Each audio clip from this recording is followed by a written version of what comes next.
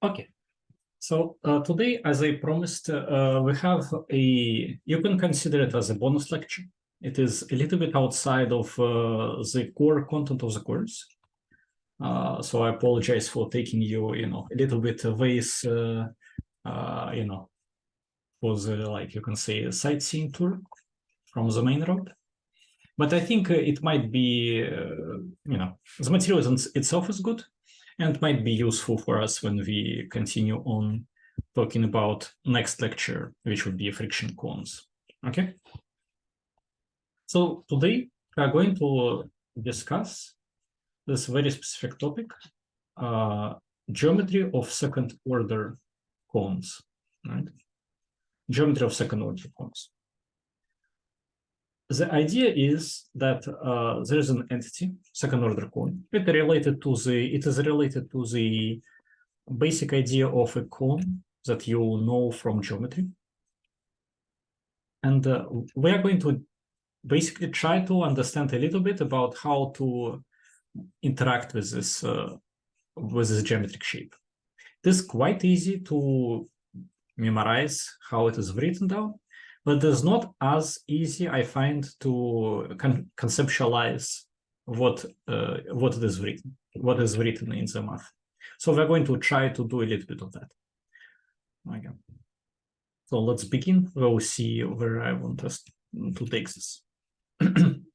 So before we go, we have to, before we go into cones, we have to look at norms. Cones and norms, definitionally and in many other ways, are directly linked. So, for example, like definition of a cone would include the definition of a norm, all right? So let us first think about norms for a little bit. In fact, 2norm here is a function from Rn, okay? So from n-dimensional space to R. So a real line, right? And is written like this, right? F of x equal to norm of x, right? And you can expand this definition like this, for example. Like, there are multiple ways to expand this definition. I just present one. That is a square root of a sum of individual components of vector x. Of course, if I didn't want component-wise representation of vector, I could have done it with inner product and so on. All those issues are worth thinking about. They are part of abstract linear algebra. But this is a familiar definition, I think. Okay. All right. So we have a norm. It is basically a length of a vector, Euclidean length of a vector, and is a function from Rn to R. Okay. Nice. Nice. Now, let us describe a norm as a surface in Rn plus one dimensional space. So we will describe the 2norm as a surface, okay, in Rn plus one dimensional space. So n-dimensional space is here, right? It is this horizontal plane. It is this x plane. So x lives on this n-dimensional space. Let's, for example, see on this picture, it is a two-dimensional space. There's x1, x2. Okay, this is n-dimensional part. Plus one is this g here, which is, j here, which is j is equal to x norm of x, okay? So this guy here is a norm of x. Let's try to understand, so this is a plus one dimension. So in our case, it is three-dimensional space where you have two-dimensional x and plus the norm of x as a next coordinate on the surface, right? That is a standard technique for any function. You have n-dimensional input, one-dimensional output. You can describe it as a surface in n plus one dimensional space. Let's try to look at it just a little bit more detail. So for example, let's say we have vector x here. Its norm, so the length of this vector Okay, so the length of this vector. Let me, I guess, use a different color. The length of this vector. Can we do it somehow? This. Okay. Okay. So this vector, this length, it will be j, right? Because j is equal to the norm of x. So we can plot it here, the same length. If Zoom will cooperate, which it will probably not. All right. Okay, like this. And this will be our G. So what we have, right, nice. We could do it like this, right? Here, like we want a sum of this coordinate in the J direction and sum of those two coordinates in X direction. And we get, you know how the sum is done, right? Diagonal, you have, you know, hypotenuse like representation. You can have a parallelogram representation, etc. There are many of those. What we have at the end is this point here. This point represents the point on the surface. So this yellow line in the top bottom is x. This red line, two lines represent j in the vertical direction. And this point here represents a point on the surface. So for any x, we have a point on the surface. If you look up, like at this picture up, this cone will cover entire space, right? So if we consider a projection of the surface from the vertical direction, from here, right? We would not see some part of the horizontal plane covered by the cone and then some part free of the cone. No, the cone will cover everything, right? The cone will cover everything. So there will be no part of the space which is not covered by the cone. Okay. You can visualize it, like you look at the cone from up, you would see everywhere you would see a cone. Okay. Okay. Of course, we are not considering like a camera view. It's important detail, right? We're not considering camera view. We're considering a projection view. Okay. Camera view is different because you can have like sideways glance, etc. Like you can have like something being on your level of your eyes. The projection view is just where you flatten everything and look at the flattened image. Okay, so the idea is that cone for any point on Rn where x belongs, you would find a point on the surface of the cone. And how do you find it? Well, you lift it up by considering how far you are from the origin. So you are, let's say, m meters away from the origin. This m meters, I mean, I'm sorry for metric, right? It's just like m units away from the origin. This m would become your height, right? So the coordinates of for any point x, the coordinates on the surface of the cone would be x, first n coordinates, and the last coordinates is norm of x, right? So it's quite easy, right? And you can imagine for any point equidistant of equivalent distance from the origin, equidistant point, right? You would have same elevation. So you can even see on this picture, we have those concentric circuits, right? Circles. Like we have, like on the surface of this cone, those points which are of the same height, right? Of the same height. And those circles are horizontal, always horizontal. Why does it happen? Well, they correspond, those circles, to the points on Rn, right? Points on Rn. Let me just try to make it clean. Okay.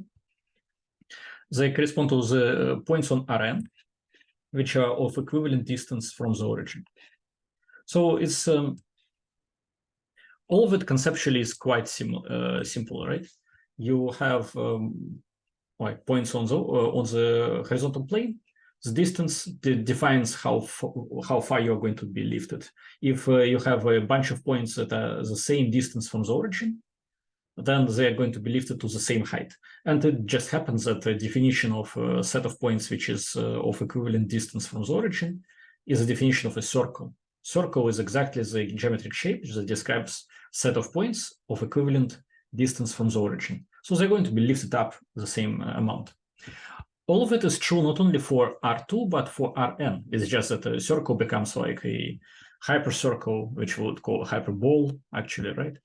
But the idea will be the same. Of course, the visual beauty of traditional cones that you have seen would be harder to imagine when we are talking about like same stuff in 4 dimensions, right? But the idea is still quite the same. All right, so here is what it is, right? It is a cone. It has those circles on the surface of the cone, which are of the same height, corresponding to the circles of the same distance from the origin, and so on.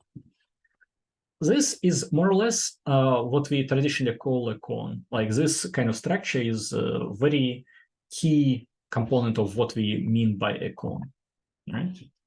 But let us now spend a little bit of time trying to understand some basic ideas of a conic geometry. Something that I think we might find useful, important, and so on. Right? So the shape of the surface is a cone. Okay? We can observe some properties. So first property, there is a single point, tau, which we call a tip of the cone, and a normal direction, right? So for this cone, for example, we can say that this is a normal direction, right? Vertical. Why didn't it be? Okay. This is a normal direction. And here is the tip of the cone. So this is what distinguishes a cone from like a sphere, for example, an ellipsoid. This tip is very specific to a cone and a normal direction. For example, a cylinder would also have a normal direction, but wouldn't have a tip, right? Ellipsoid would be a little bit harder to imagine what a normal direction would mean for an ellipsoid, and it clearly doesn't have a tip, and so on and so forth.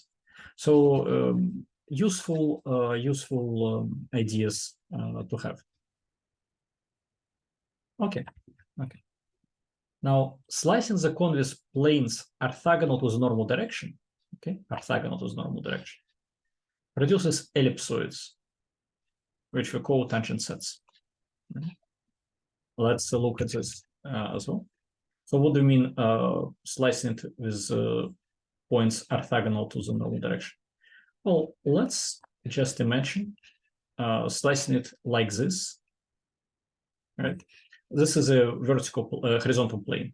It is horizontal plane in this case is perpendicular to the vertical normal direction. So normal direction is vertical, so horizontal plane would be orthogonal to it. Okay, so we slice it. What we get is set, which would look kind of like this, right? This set would be a set of points which intersect the cone, on intersection between the cone and this plane. This will be an ellipsoid. Okay, you can kind of imagine that this is true.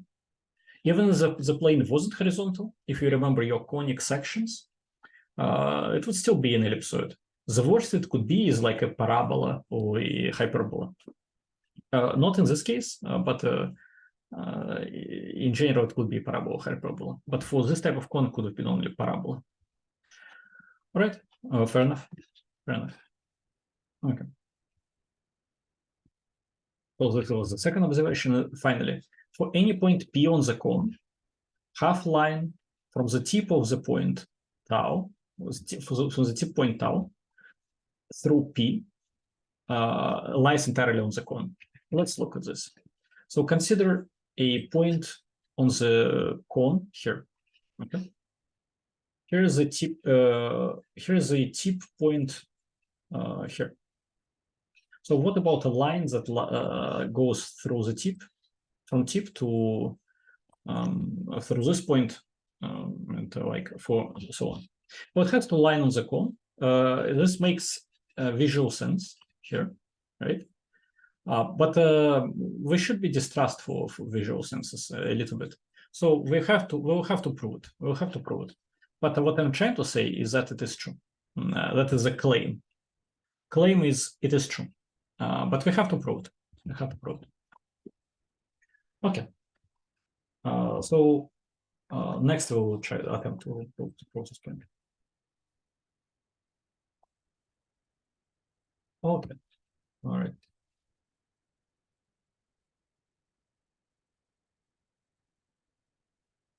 Now, let me try to work towards trying to prove this kind of stuff.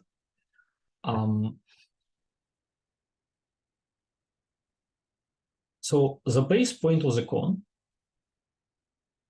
so the tip point of the cone is this like 0, 0, right? This is just like what I would define it. I'm not going to, in the slides, attempt to prove some properties of it. Basically, the properties is some discontinuity in terms of differentiation, but which is only true for normal cones. For degenerate cones, it wouldn't be true, etc. So, okay, we'll just assume this is the tip point, the tip. Okay. Normal direction is n0. N, remember, is this thing, right? J. So it is a vertical direction in this case. And 0 is 0 in the tangent plane. So it goes vertically, it doesn't have an inclination, horizontal inclination. Good. So it makes sense for the cones that we are considering. Right. Tangent sets are circles of the description x norm of x equal to h. So circles with a radius h. They're parameterized by h. What do you mean by this? Well, consider you're slicing slicing the cone with a horizontal plane, height h. So h above the ground.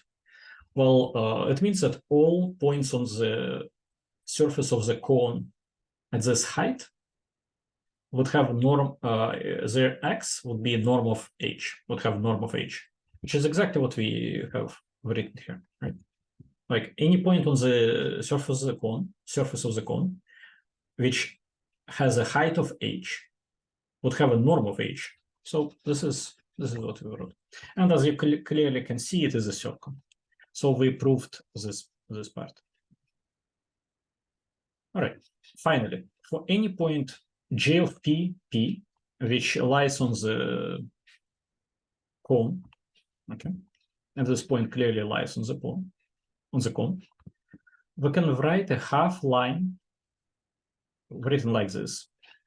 Let's understand what I wrote here. So I'm saying that p times a scalar gamma, that's the tangential coordinate, so coordinate on the horizontal plane. Height g of gamma p, that is the height, right? Vertical coordinate. Like those, as gamma moves from 0 to infinity in positive direction, form a half line which lies entirely on the cone. Okay, it lies entirely on the cone. Let's prove this statement. So, but before I go, just a small reminder. This notation, curly brackets, is a set notation. Inside curly brackets, this guy is the members of the set. So all points which are members of the set that I'm describing. And this is a condition that has to be satisfied for the particular member to be included. So if the condition is not satisfied, the member is not included. Okay. All right. So let's prove this statement that this half line lies entirely on the cone. Well, j of gamma p is by definition norm of gamma p. Gamma being a scalar can be shifted out of the norm. That's a property of a norm. Scalar can be gotten out of it. but this is the same as gamma times JP. So it means that this expression can be rewritten as gamma times JP, but that is clearly part of the cone, right? Right. Cool. All right. Wait. Let me be more clear.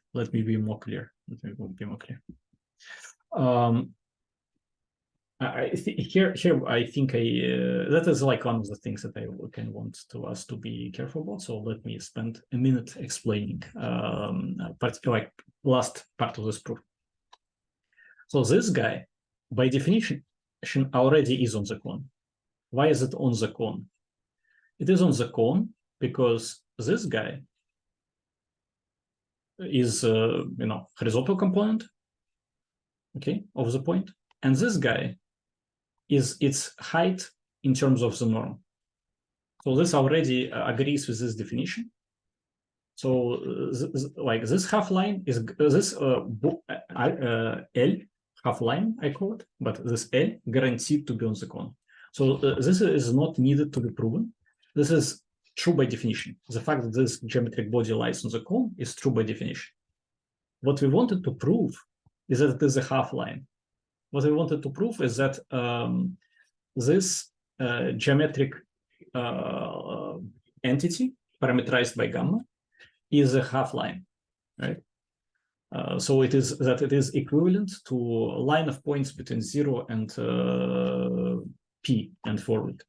And this we prove by showing that this is equal to this, right? How does this prove the fact that it's a line? Well, if we shift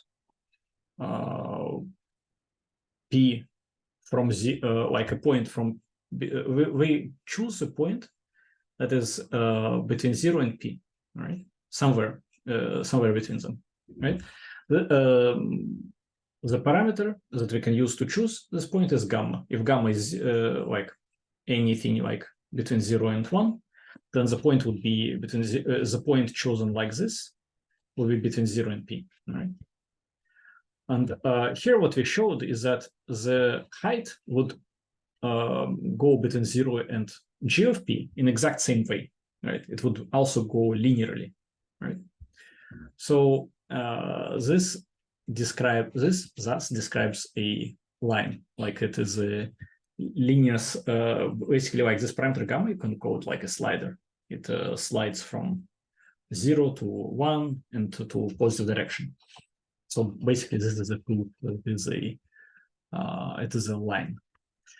Okay, if just in case if you feel like, okay, this somehow, I'm not sure if this thing with the parameter proves it as a line, if you're somehow unhappy about it, we're not going to spend time right now, but note it down for yourself and try to convince yourself that it's true or untrue, right?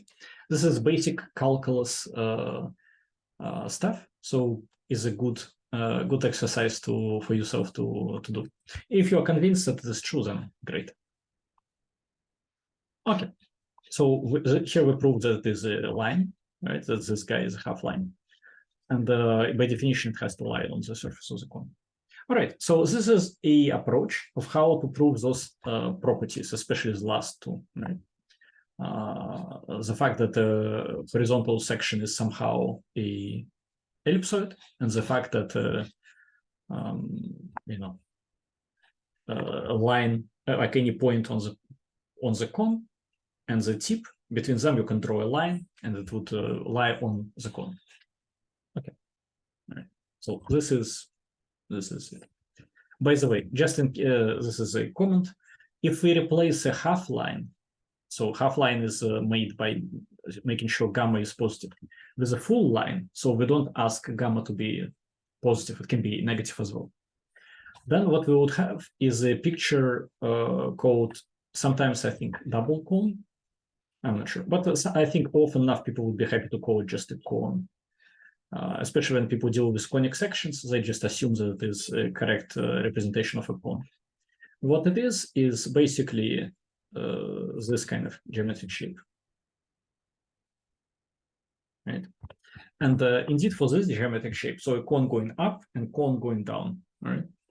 For this geometric shape, it is true that for any point, the line that goes from the tip of the cone, so this most narrow part, and this point on the surface would be entirely on the cone, not only the positive direction, but negative as well.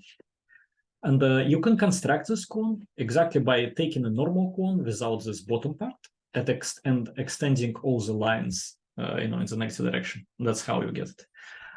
It is a little bit harder to construct this cone in this type of definition because the norm is non-negative, right? So you would have to add like plus or minus or something like this. All right, enough about the norms, I think. If you have questions, by the way, ask me at any time.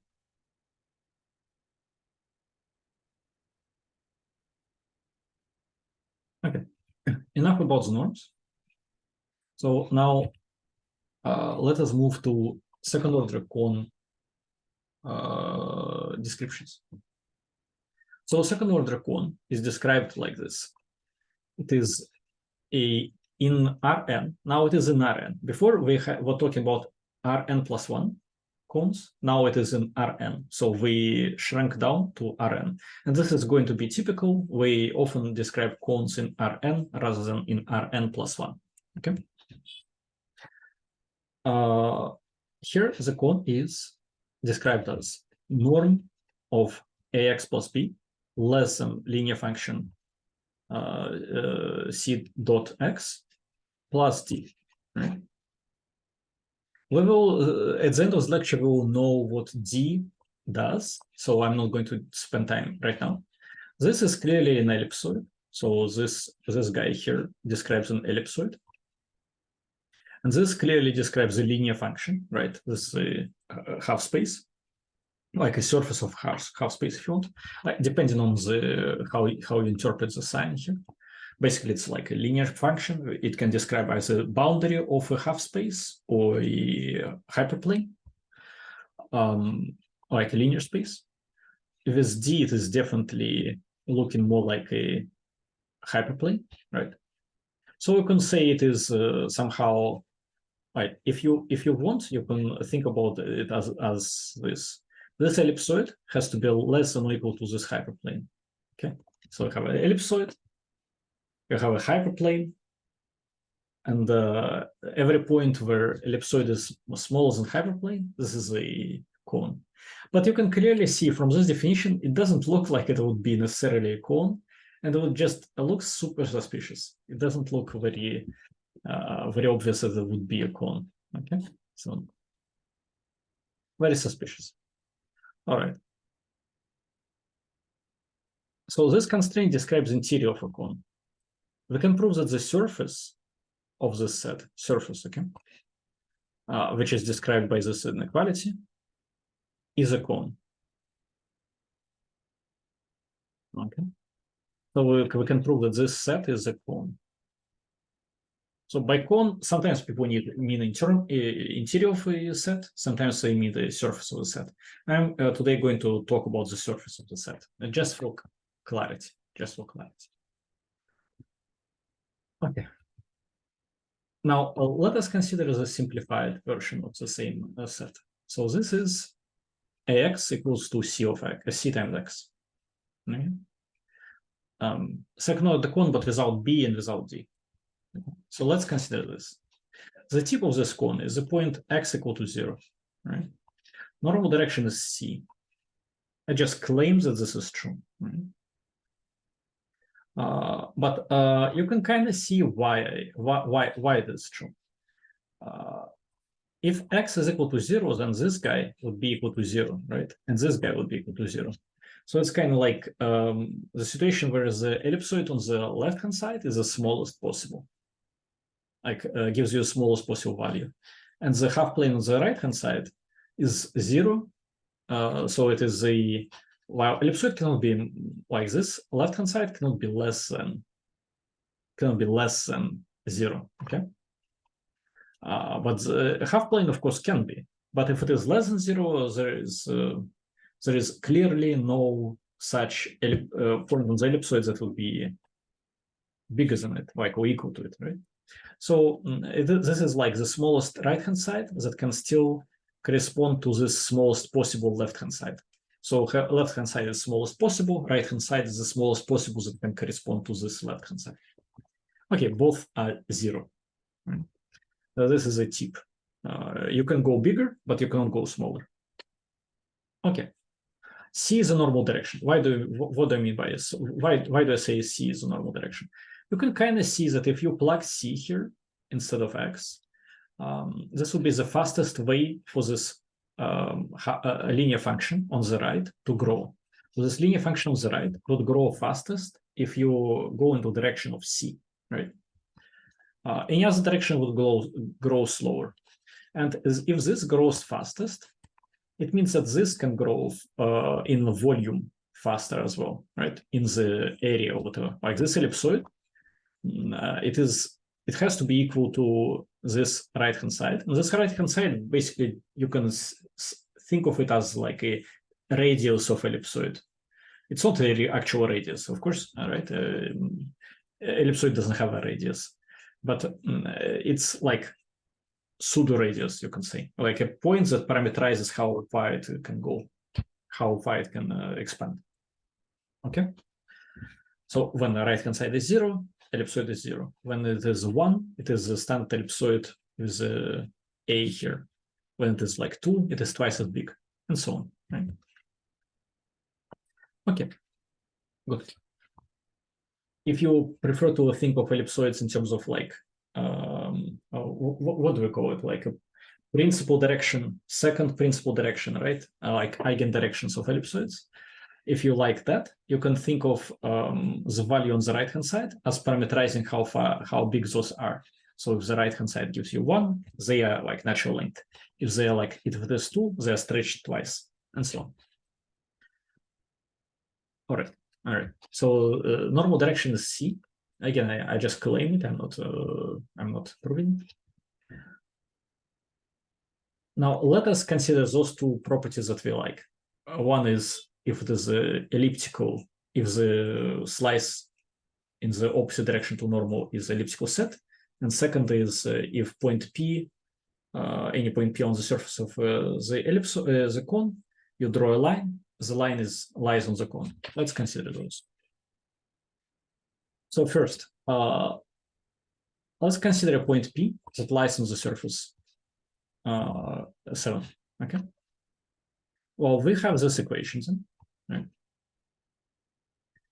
Clearly, a point gamma P would also lie on the same surface. Why? Well, we substitute gamma P here, right? Let me illustrate it a little bit better. So we substitute gamma P, here, right? Gamma P here. What we then get is gamma goes out of the norm as usual. Gamma can also go out of the dot product, no problem. So we have a gamma times the original expression here, right? And is clearly equal to 0 because the original expression is equal to 0. So this E, which is a discrepancy from the surface of the cone, like if E was not 0, this point wouldn't be part of the surface of the cone, right? It is 0. Okay.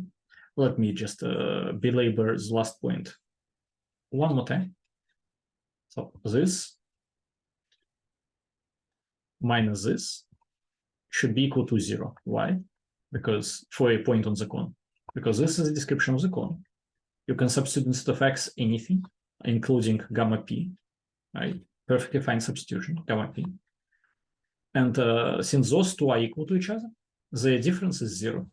So here is the difference. It should be 0. And I call it E. And we just proven that it is 0 indeed. Since it is 0, the point is on the cone. So what we showed is that for any P on the cone, gamma P would also be on the cone. And of course, gamma can be 0. That means that this line passes through the tip of the cone. And this is kind of like, you can say, definition of what makes a tip. Like any line in the cone like this would have to pass through the tip. All right, good enough. Good enough. Now, let's consider horizontal slices. So we can look at the plane P perpendicular to C. Remember, C is the normal direction. So we want to slice perpendicular to the normal direction. Distance h away from the tip. Okay. So all points on this plane, which is perpendicular to C and h distance away from the tip, can be described this way. Let's understand this. So here we have C. Is this, wait a second, let me just make sure that I don't say anything stupid. Let me just quickly check. No, this is actually not true. The part that is not true here is this part, distance h. It's not distance h. It is distance h divided by c squared, by norm of c. If I wanted distance h, what I would have done is I would have gotten rid of this x squared here. Okay? Then it would have been fine. Let's consider this case first. Distance h away. Okay, we have c divided by c norm, so normalized direction, times h, that gives us distance h away in the normal direction, plus tz, where z is a null space of C transposed. Null space of C transposed is a left null space of C. So it is the orthogonal complement of C. So C looks up. T is all the vectors that looks tangential, right? Horizontal vectors. For example, C doesn't have to look up literally, as in like in the y direction. It can look anywhere. It's just that I call it up to visualize, right? So if, I think it is clear, but just in case. If this is C, we normalized it to have some unit length. And then we got our vectors T, which look into tangential directions. Okay, that's it. All right, and then this TZ, this component would not change anything in terms of distance from the tip, right? Or distance of the plane from the tip. Why? Because for plane described, let me clear this mess. For plane described using this kind of language, right? For plane described using this language, the minimal distance will be achieved when this guy is equal to 0. So distance between a plane and a point is the smallest distance between any point on the plane and the point, right? Smallest distance will be achieved when this guy is 0. So that's it. And the distance would clearly be h. So the distance clearly would be h. Okay, fair enough. Sounds good. Sounds good. Now, that's not what I brought. What I actually want is this description. So it is not true that it is distance h away from the point. It is distance, this distance h divided by norm of c from the tip. All right. You will see in a second why I wanted this distance. That is, you will see it in a second. So just one last important point about T. T is, left null space of C, null space of C transposed. So C transpose T is equal to 0. That's important to remember. C transpose T is equal to 0. Okay. Now we substitute this whole expression into our cone. So here is our cone. We substitute this part and this part. Right? And here again, we substitute this whole part. Now let us look at what we managed to achieve. First of all, when we multiply this by this here, like C transpose times C, we get C norm squared divided by C norm squared. So C times C is C norm squared. It will be divided by C norm squared. So in fact, it would be H. Like all of those will cancel. And you will get only H remaining. Okay, nice. This would cancel because T times S is equal to 0, right? Because of this expression here. This will cancel as well. Right, so the right-hand side will be H. That is why I chose this description of the plane, because the right-hand side becomes very simple. It's just H. Right? Left-hand side, we'll denote it as B0 plus ATZ, where B0 is just this whole thing. Like this thing doesn't look pretty, but doesn't have to. We don't care. We just give it a new name. It is a B0. And this expression 10 clearly is an ellipsoid, because you can see it. This is just definition of what ellipsoid is. Ellipsoid is AX plus B norm equal to something. So like to 1 usually. So we divide it by H and we get 1. Right, that is it. That is a proof that the level sets are ellipsoids. So I call them level sets now because H is a level set of this function here, right? We can choose different H by choosing different planes, like the plane can be higher and higher, so it will be H will be bigger and bigger, and we will get different ellipsoids here. That is why I chose to call them level sets. Okay. Quite interesting, quite interesting. And you can see this, those two proofs that we just saw can explain exhaustively that this figure here is indeed ellipsoid in the same form, meaning it has a tip, you slice it, you have a normal direction, slice it perpendicular to normal direction, you get an ellipsoid, you put a point on it, you draw a line through the tip, the line is on the ellipsoid, on the cone. So that's what we managed to achieve for this simple formula. Questions so far?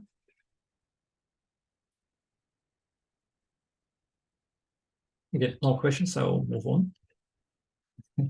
I look at the, like, this is slide 7 out of 17. I'm worried, but we'll see. Okay, so now we can consider, okay, so now let's consider the full second order cone. Okay. We can find the tip point. How do we find it? How do we find it?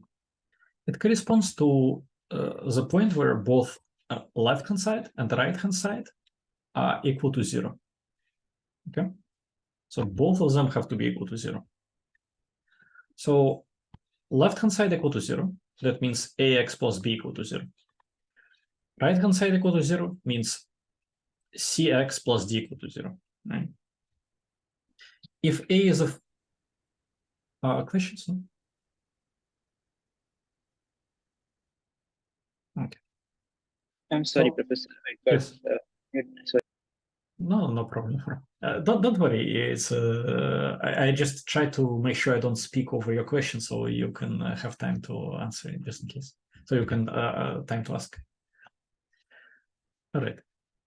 So if A is full rank, the solution to this equation is very simple, like this, right?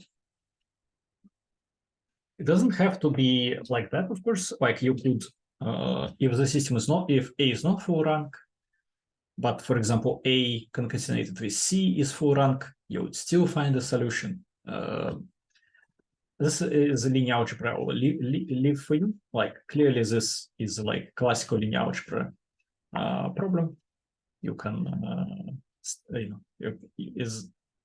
don't need my help to study. But let's just assume that A is full rank, which is quite an interesting case. So if A is full rank, the solution is this. Then you can substitute it here to get this expression. And what this would mean is that you have condition on when the system will be consistent, okay? When the system will be consistent. So for example, if the solution doesn't hold, like if, for example, let's say you find a solution here, you substitute here, and this expression does not hold. That means you don't have a tip point. And what it would mean geometrically is like this space, this ellipsoid, and this half space, the intersection, does not produce a cone. Intersection between the ellipsoid and the half space usually produces ellipsoids, if you think about it. Just imagine ellipsoid and the half space. What would intersection look like? Circle, ellipsoid, right? Wouldn't necessarily look like a cone. Okay. All right. Right. Yep. It would produce a. Sorry, by the way, I'm still talking about ellipsoid. Yeah, there's a bad mistake on my part, and I deeply apologize. Okay, I made a mistake just now. So let me rephrase what I said. This right-hand side is not an ellipsoid. Sorry, that's a big mistake. I apologize. This is a cone, of course. If we consider a function f of x equal to ax plus b norm, this is a cone, not ellipsoid. Right? It's a cone, like it's a norm function. That's what we saw in the beginning of the slide of the lecture. This would be a linear function. G of x equals to cx plus d. That's a linear function. So intersection between the cone and the plane usually would be elliptical surface. It would be usually ellipsoid, like a conic section, what we call it, like ellipsoid, parabola, etc. The only way intersection between a cone and a plane would produce another cone is when the plane slices through the tip of the cone. Okay. I will just quickly illustrate this. I think we would have it at the end of the lecture somewhere, but I will just quickly illustrate it here. So this is a cone, so the left-hand side of this equation, okay? And any arbitrary half, let me use different color. Any arbitrary half plane going through it would most likely produce like a ellipsoid, right? The only way a half plane could produce a cone is if it goes right through the tip. So half plane goes like this, let's see, like this, like this, like this. And the intersection is, let's say, kind of like, it looks like this. This intersection between them. Okay, so then the intersection will be another cone. And this is exactly what this second order cone constraint is like. It would describe ellipsoids in most cases, unless this is true. If this is true, it would describe a cone. If this is not true, it would describe ellipsoids or parabolas. Okay. So the role of D is basically to make sure that this constraint describes ellipsoids. Sorry, Professor, one question. Yes. Is it necessary to be intersected?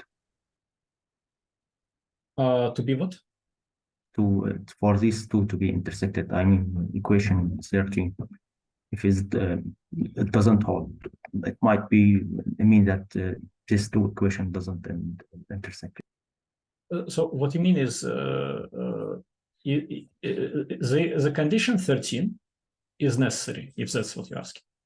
If this is for the equation 11 to describe a surface of the cone, if equation 13 is not satisfied, equation 11 is not a surface of the cone. It is, it is a degenerate case. It is like ellipsoid with them. If depends on what you call degenerate. Is there some other way to do it? Yes, of course. Here, this condition holds for when A is full rank. Okay, if A is not full rank, you would have other conditions, but you would still be able to produce ellipsoids. But I'm not sure if this was your question, so maybe you can reformulate so I can answer. Yeah, I mean, it might be impossible to solve, for example. What if is this a case? Equation 12. Yeah. Okay, so for example, let's say it is impossible to solve because what would be a good example? Because let's just consider a simple case. Or would it be a simple case? Let's say A and B are equal to 0, like they're all zeros. It was still possible to solve it, right? It would still be possible to solve. But there will be many solutions, like a big null space of solutions. Not a single solution, but we'll make null space of solutions if A and B are equal to 0. Okay. Then what we have is it will be 0 on the right hand side. If A and B are 0, the left hand side is 0. And the right hand side would just be describing a hyperplane. That's it. So it would the cone would degenerate into a hyperplane. Okay. If that's just one example. Let's say that C and D are 0. Well, if C and D are 0, then right hand side degenerates into 0. So the only solution of the whole cone would be a tip point. So it would be like a single point would correspond to this whole thing. And in general, when you start to imagine various cases when 12 cannot be consistent, it would just be various cases when the geometry of the cone degenerates into something else. Like it should be possible to describe a cylinder, should be possible to describe an ellipsoid, circle, half plane, so hyperplane, other things. Okay. So you would have to be careful just like what you get from those things. But we today I want us to concentrate specifically on the cones, so objects that have this condition, while describing like thinking about what else can be produced. That is a separate topic, quite interesting, but I'm just not going to go into it today. Is that okay? Okay, thank you. No, thank you. That's a good question. All right. Now, let's just go through our attempt to prove that this second order cone is a cone. Okay, we'll prove that this guy has a line on its surface that can like for each point on the surface you can pass a line through it. It will be entirely on the surface, and that the slices, tangential slices, are ellipsoids. Okay, so first consider P2 that lies on the surface. Okay, like this. So P2 lies on the surface. All right. Let us consider an interval from the tip. Tip we'll call P1. P1, remember, is minus A inverse B to P2. So this interval is a convex combination, what we call. is gamma times P1, 1 minus gamma times P2 for any, so here I say for positive gamma, convex combination would be for gamma between 0 and 1, okay? For gamma between 0 and 1. Okay, so we need to be careful what we have here. I think this may be incorrect, or maybe it should be between 0 and 1. All right, but if the interval lies on the cone, you can imagine that the half line would also lie on the cone. It's quite easy next step to prove. Okay, so we just consider the interval. So let us substitute this into our conic equation. So here's a substitution, right? Here's a substitution here. Okay, so this is where we substituted x into conic equation. Now let us just consider what happens with the equation. So first of all,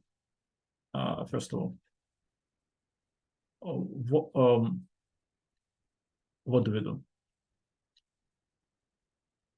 We can rewrite b as gamma b plus 1b minus gamma b, okay? So we can add plus gamma b minus gamma b, nothing will change, okay? So this is kind of like a cool trick, but this is the same b, right? We just rewrote it in this nice way. Convex combination of a point with itself is always the same point. Okay. Next, what we also want to do is do the same thing with d. So d, gamma d, 1 minus gamma d, that is the same d. Okay. Now, we know that this is true because this is true for, how do we know it's true, by the way? Let's quickly think. Is there something that we are missing? Let me just quickly. I think there is, yeah, there should be this gamma here. Okay, so this was a typo. We know that this is true. A P1 plus B is true. That is just by definition, by how we defined P1. And this is true, right? What does it give us? Well, what it gives us is we could find something that we can cancel, right? In fact, what we can cancel is this guy, right? A P1 plus B is 0. So we can get gamma out of the brackets and it'll be 0 times gamma. So the whole thing is 0.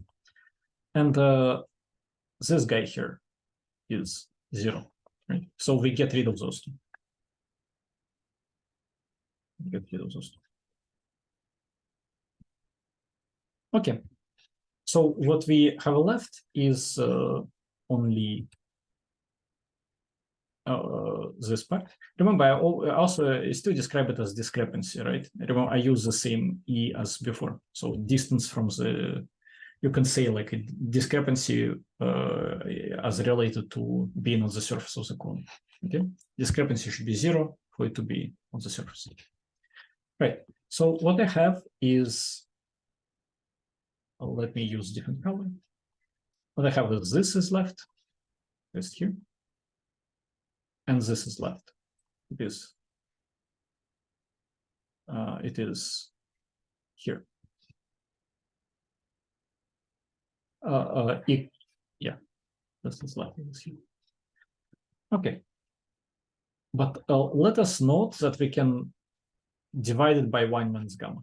We can divide it by 1 minus gamma. If gamma is not equal to 1, unless gamma is not equal to 1, we can divide. But if gamma is equal to 1,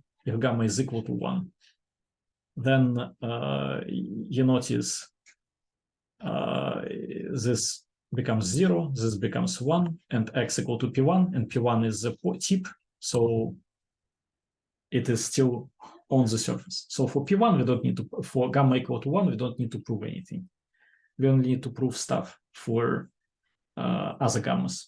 Okay, so it is fine. So we can divide this expression by this. And what we get is simplified equation here, right? And this simplified equation clearly describes the P2, which is on the surface of the cone. So since this is true, this whole thing is 0. Like this difference is equal to 0. So discrepancy is equal to 0. So the whole interval lies on the cone. Okay. And the interval is linear, so you can continue it as a line. It would also lie on the cone. I'm not going to prove that here, but it's, you know, it's, I think it's sufficient that I proved it for interval. The rest, the rest you can do. All right, good. Since, you know, notice I didn't say how big the interval is, so it's, any interval would be like that, right? Okay, okay. Now let us do the slicing. We slice perpendicular to C, h distance away from the tip. By h distance away from the tip, I mean now the same thing as before. So not Euclidean distance, but the distance in terms of the norm of the ellipsoid. So that's level set h, not distance h. So I use the same thing as before. This is exactly the same. And I substitute now into the second order one. So this is substituted here and here. Okay. Now what happens is this guy becomes h because this c times c divided by c squared times h, so it's h. This guy goes away because c times t is equal to 0 as before. So now what we have is b0 plus atz equals to h plus d. And this is clearly a, where b0 now is this guy, like a bigger expression. This clearly is an ellipsoid in new variables z. So we proved both cases. So we proved that basically the second order cone is an ellipsoid. Oh, sorry, is a cone in the same way as previous ones. So this is a technique. So if you doubt how a figure behaves, here is like a techniques how to prove it. And this is basically like tells you how geometry behaves. Now, coming back to the question of Ahmad, if this didn't hold, you wouldn't have this condition, etc. You can already see that you would be able to see where it breaks. Like most likely you would see some break here.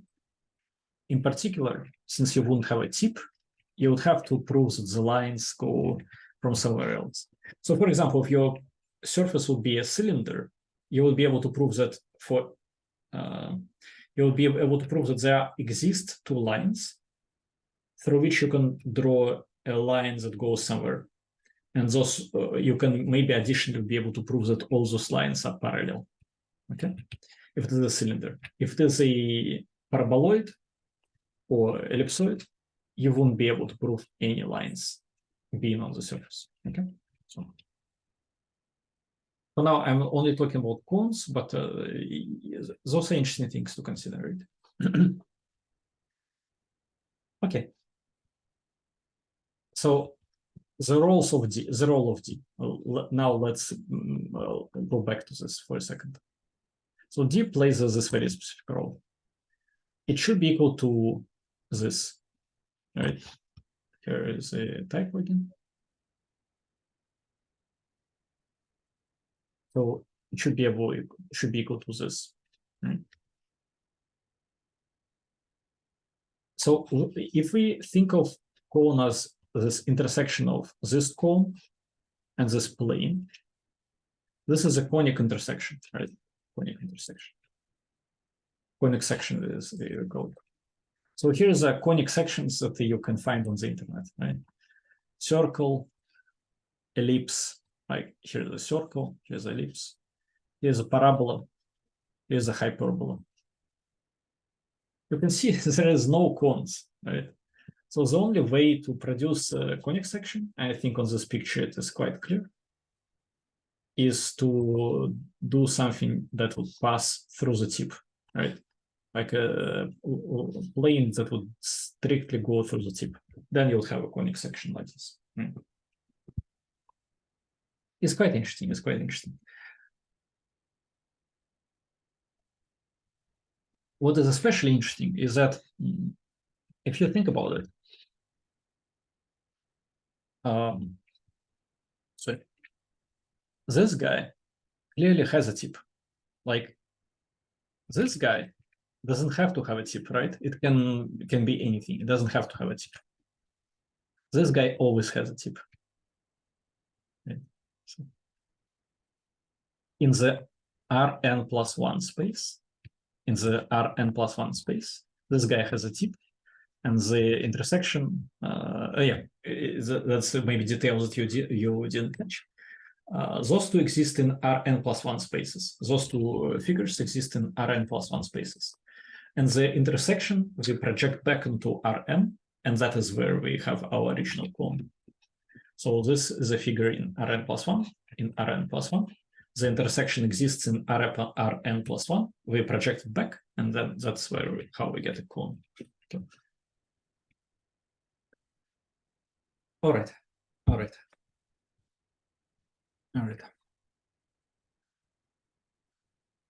So what is the role of D? Well, D allows us to shift this green plane up and down until it passes exactly through the tip. So we could just use it to shift this plane, like this plane P, until it passes through the tip of this guy. Okay, it's kind of interesting. Okay. Now, by the way, in this case, you'll notice you won't be able to shift anything. Okay. Now, finally, I think we are probably horribly out of time.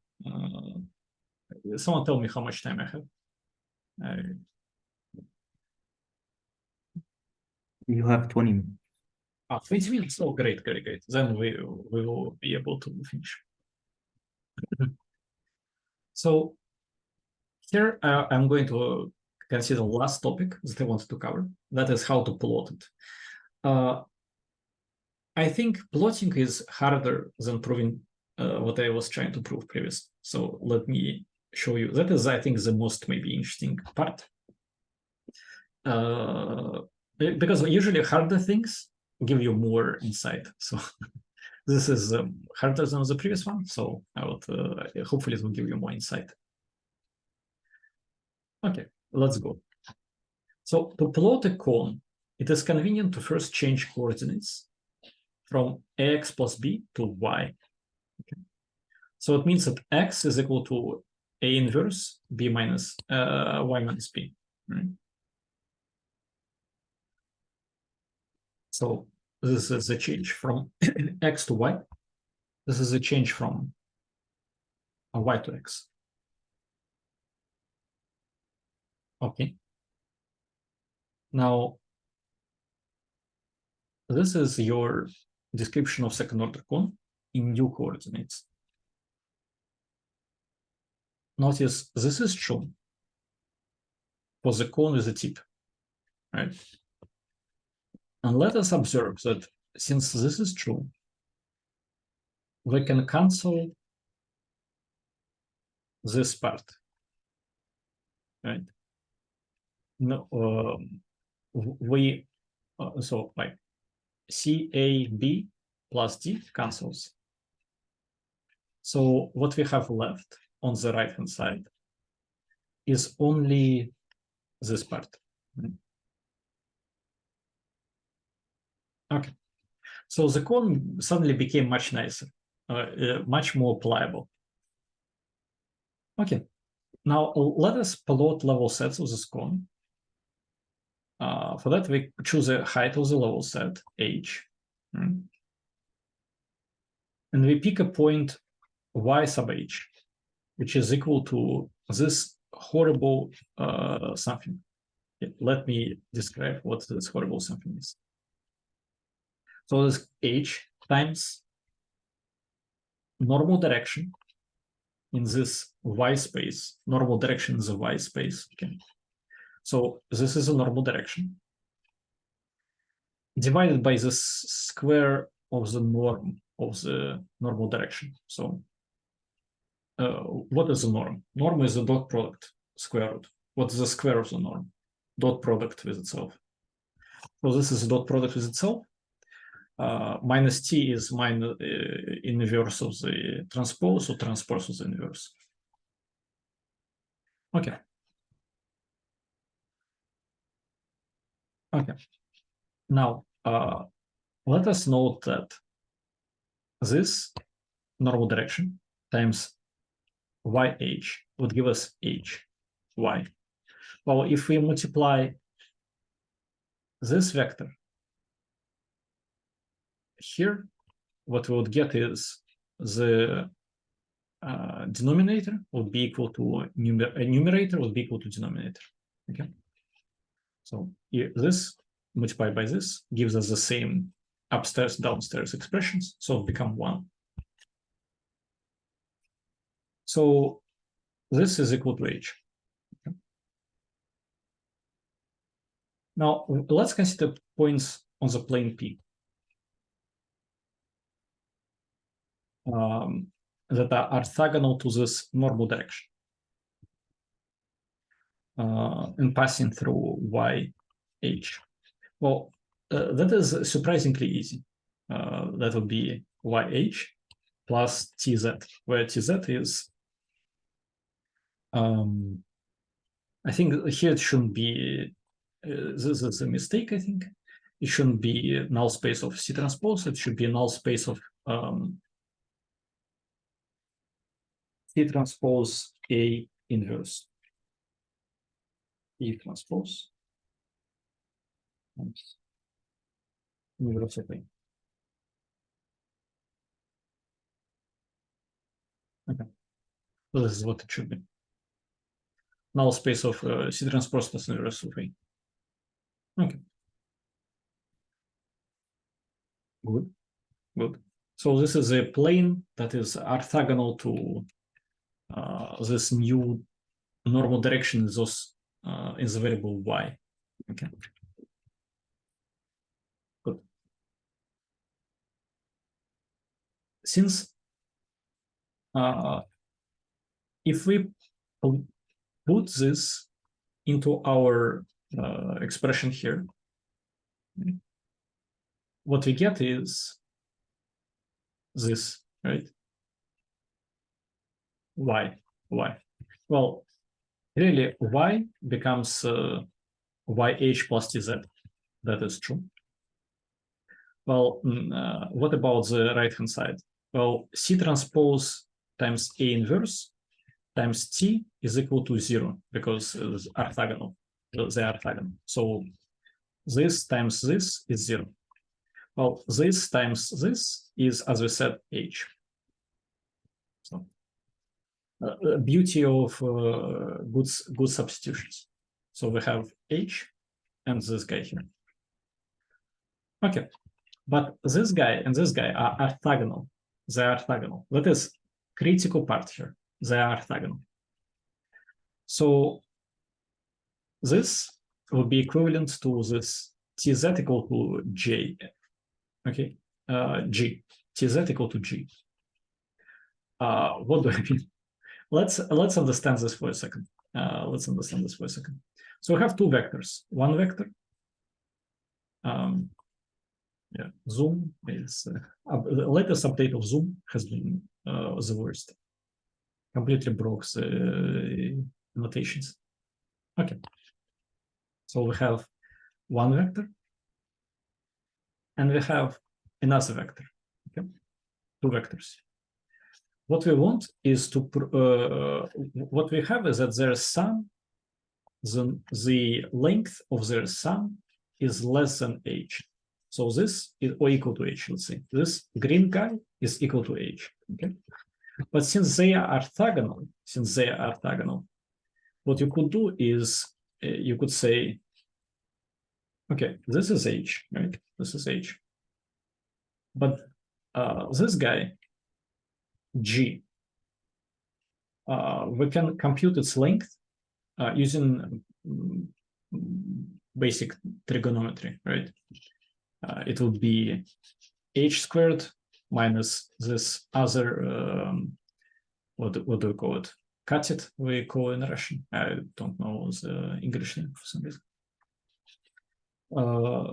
So we'll have hypotenuse, this guy here, squared, the hypotenuse squared minus this guy squared, square root. Okay, so that's what we described here. It would be h squared minus this yh squared. All of this is square root. Okay. In 3D case, and we're going to mostly plot 3D things, right? Like a cone is not a 2D object. In 2D, it is just two lines, right? In 3D, it is a 3D object. In 4D, your computer has trouble displaying it, okay? So you'll probably plot 3D objects. So in 3D, this is just a circle, right? It's just a circle. Why is it a circle, by the way?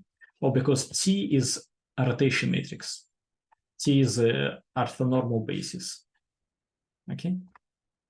So it's not going to describe like a, it's not going to be normally like matrices, they stretch and rotate, right? And then like rotate, stretch, rotate. That's what a typical matrix does. Orthonormal bases, they cannot stretch, so they rotate only. And you can rotate a vector all you want, the norm doesn't change, so it is a circle. Okay, this is a circle. All right. And the G is very easy to find through this Pythagorean argument. I don't know how you would call it. Triangle with a straight, with one right angle argument. Okay. It is very easy to find n consecutive evenly spaced points on a circle. You can do it, for example, like this, right? You say the first coordinate is cosine of phi, second is minus sine of phi. You can add a radius, multiply them by g, and you change phi from like 0 to 2p over n to 2p over n twice, etc., all the way to 2p, right? So 2 pi, sorry. It's very, very easy to plot a circle. It's a trivial operation. Okay. So what you can do to plot, for example, this whole thing is you plot the yh, so the yh coordinate here, right? And then you add to it t, which is this vectors that describe the tangential coordinates tangential to the normal direction, times this circle, right? Basically, the way this geometry works is you have a line, like you have a vector, and you have a tangent coordinates that are like orthogonal to this vector. On this tangent space, you plot a circle by this trivial operation, like radius of the circle is g. How do you plot circle? Cosine of f, phi minus sine of phi, or something like this, right? Phi going from 0 to pi. Okay. And you multiply this by, like, these are local coordinates, you multiply them by this orthonormal matrix. You don't need to worry about change of like scaling, etc., because T is orthonormal, so everything is fine. Your circle isn't going to be stretched or deformed. And you get this correct circle with the radius g on the correct height, because this yh, right? And then all you need to do is to transform this back into your coordinates x, which will be given as A inverse of YL minus B. Okay. Great. So this is how you can plot level sets. So the center of ellipsoid of the set lies in this point. Okay. Lies at this point. Why? Well, is it clear? Let me just quickly check. Is it clear? Is it not clear? Yeah, it is clear. Why? Well, because your circle here is this point plus this guys that are kind of like represents the circle itself that kind of goes around it, right? So this is clearly the center, right? This is clearly the center. Like this green guy in itself, its center is at 0, but it is shifted by YH. So YH is the center of the circle. So when you transform, if you want to center the circle in X coordinates, you just transform YH. Okay.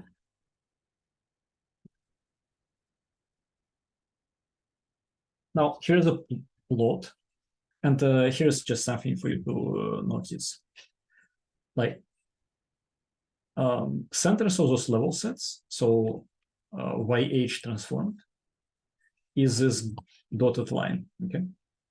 And here I oriented this cone in such a way that the dot line looks at us. So you see the end of this dotted line here is at the center. And you can see it is indeed the centers of all those ellipsoids. Okay? While the normal direction that we use is this line. And you can see clearly this line is not passing through the centers of the ellipsoids. So while it represents still the gradual increase of the level sets, it doesn't represent the geometric center of the level sets, okay? So it represents the direction in which level sets would increase in volume fastest, but doesn't represent the geometric center of those level sets. This is not not intuitive. In a sense, you can think of it being like skewed in some kind of way. Normally, normal direction, you would think of it as also direction which is the center of all level sets, but it doesn't have to be. Doesn't have to be. It depends on what you call a normal direction. Here, I would imagine one would prefer to call normal direction this dotted line, but it is the direction of the centers of the level sets. It's not the direction in which the volume of ellipsoids increases the fastest. Now, how do you plot this guy? Well, once you have level sets, all you need to do is to just use your preferred surface plot. Like you collect like n level sets. They all have equivalent number of points. You get it into an array. Usually your level set plotter, such as Surf in MATLAB or in Matplotlib in Python, would accept 3 sets and n by m. And you just get your each level set as a column of this or a row of this matrix, like first coordinate in matrix 1, second in matrix 2, third in matrix 3. Each row would be one level set, and then you plot them, and that's it. To make the shading nice like this, you can make the color change by the, for example, H. You can use H as a color change, but that is up to you. Or you can use something else. There, like you can use X norm, for example, as a color change. Right? Just do something with the color, otherwise it's not going to look pretty. Okay. All right. Let me see. Yeah, that's it. So as you can see, what we showed was that if you understand this kind of guy, it would help you understand second order cone, right? That's the first thing. Second, there are those 3 properties that are quite easy to prove for all cones, like for this cone, very easy to prove. the proofs are quite straightforward. Okay. Finally, we see that what D does. D is this shifting variable, right? So if you are going to generate random cones like this for some tests, remember D plays a role in making that a cone rather than ellipsoid. Okay. Finally, to plot this, very convenient to use change of variables. First step. Then use this orthogonal decomposition into YH normal direction and TZ orthogonal direction, which would allow you to use this expression here for your level sets, and then transform back. And that's it. That is, the main points of today's class. And tomorrow, what we are going to do is study friction cones, linearizations of the friction cones. Not tomorrow, sorry, next week. And some, then we'll see applications of those for practical tasks in working robotics with control with contact. Right. Thank you guys for sticking out. It was very nice of you to come for the bonus lecture. We'll see each other next week.